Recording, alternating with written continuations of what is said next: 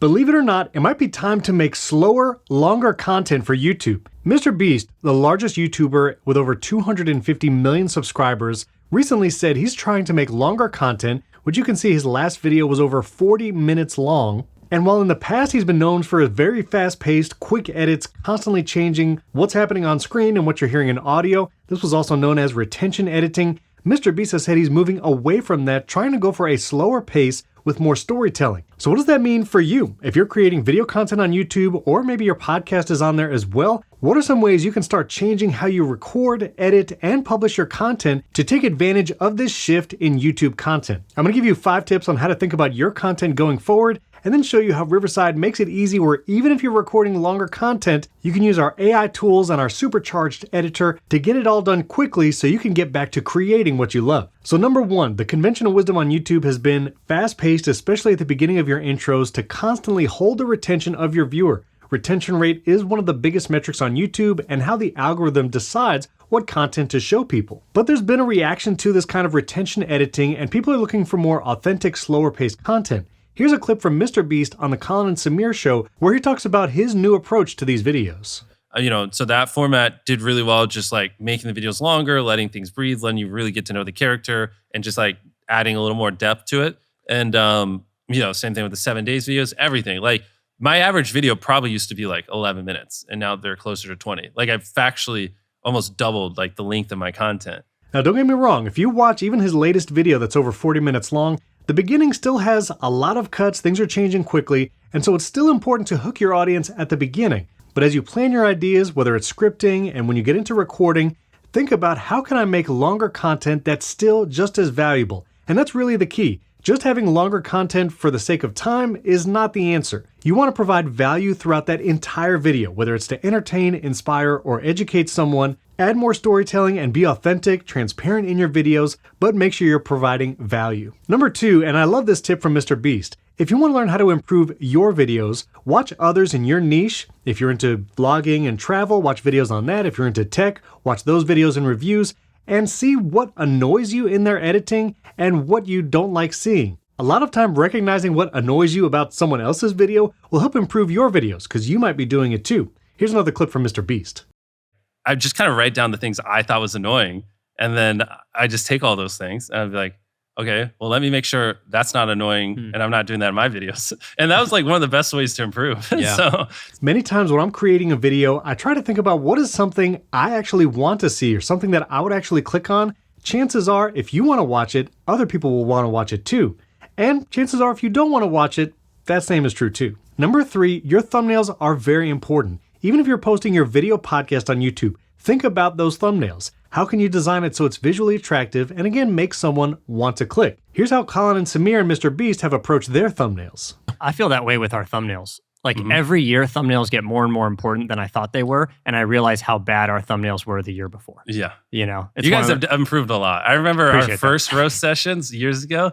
Much different. Yeah. A good practice here is just go to the YouTube homepage on the web or maybe on your phone and just start scrolling the videos. What thumbnails jump out to you? What videos actually make you want to click them to see what they have to say? You might start recognizing different elements and practices in those thumbnails that you can incorporate in your own videos. Number 4, in addition to your thumbnail, you need to think about the packaging of your video as a whole. Not only is the thumbnail something people see, but the title is hugely important, and the first few seconds of your video might actually autoplay for someone as they scroll their homepage. As you can see, as I mouse over these different videos, they automatically start playing, but without sound. So it's important to remember the first few seconds of your video is almost like a mini trailer for the rest. As someone's rolling their mouse over, they're gonna see the first few things you say and do in that video. So not only is the thumbnail important, that still image that they see in their feed or on their homepage, but the first few seconds of your video and the title. And just like thumbnails, scroll around on your homepage and see what are some titles that jump out to you. What makes you wanna click?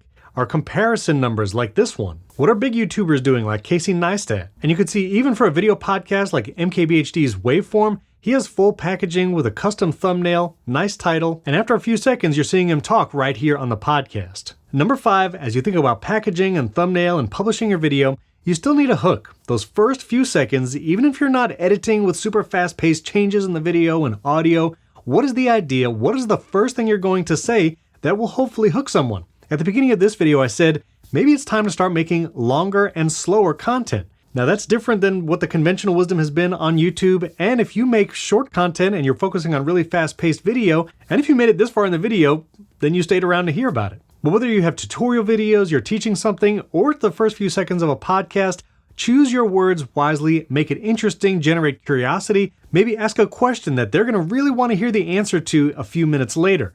Hooking someone is a part of the entire packaging process and the first few seconds of your video. Now, if you're ready to make longer content, maybe slower paced, but it's intimidating, you don't have more time to edit, that's why it's a great reason to use Riverside, not just to record your podcast and content with remote guests, but even your solo video content, because we have AI tools like Magic Clips, our set pace feature, and our amazing editor, which can do a lot of the heavy lifting for you. Let me show you how it works. This is a video podcast I record every week on Riverside, and if I go to one of my past recordings, you'll immediately see a bunch of AI tools to help make the editing process easier.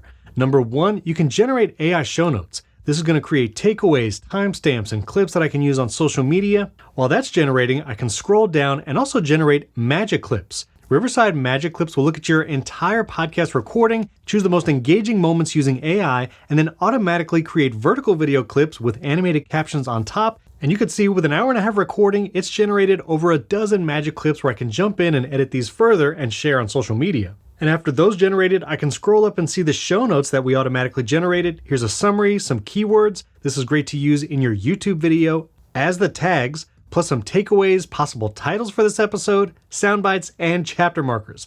All of this done for me with AI in just a few seconds. And then to edit my content right here in Riverside, I'll click the edit button here in the upper right-hand corner. Here in the editor, I can edit my content just by selecting and deleting words here in the transcript, which you get with every recording. I can also edit via the timeline down here at the bottom by clicking in the timeline, splitting the sections, deleting them, rearranging them, and more. We've also auto-generated chapters here, but you can add more chapters by using this tool or just clicking in your transcript and then adding the chapter here.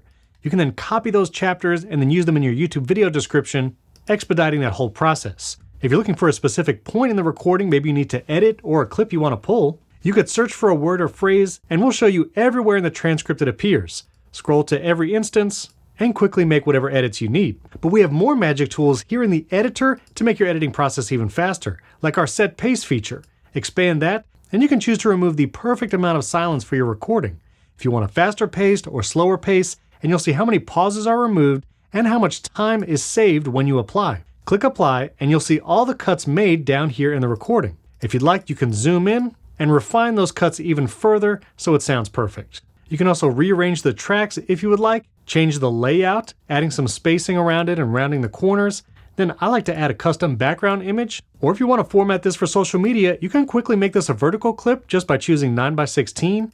Use our captions tool, preview it. Maybe you want to change the color. Well, you can change the color of the background and the highlighted word if you'd like. Plus we have text overlay tools like for lower thirds or sponsors and URLs. Our image overlay tool, where you can search for royalty-free images right here in Riverside, or upload your own images, overlay those on top of the video, and a ton more. Then when you're ready to export for YouTube, click the export button in the top right corner. You can export up to 4K video, normalize audio so everything's the same volume, and then export. If this is a podcast, you can choose to export the video and then jump right back in to export the MP3 audio version, and you can upload that to your podcast host. Recording and editing with Riverside is going to save you a ton of time and allow you to make that longer content faster. If you want to learn more about Riverside and our incredible editor and all the tools available to you when you record, check out this playlist right here. It's our Learn to Use Riverside playlist. I walk you through the entire platform, showing you how to record, edit, and produce your content with Riverside. Don't forget to subscribe to the channel, hit that like button, and if you need help with gear, maybe you're trying to upgrade your setup, upgrade your video and audio, I'll put a video right here, how you can get pro audio and video at home. That's where I am right now. This is my home studio, and I give you a behind-the-scenes look of how I built this out and how you can achieve it at any budget level. Thanks for watching. We can't wait to see what you create.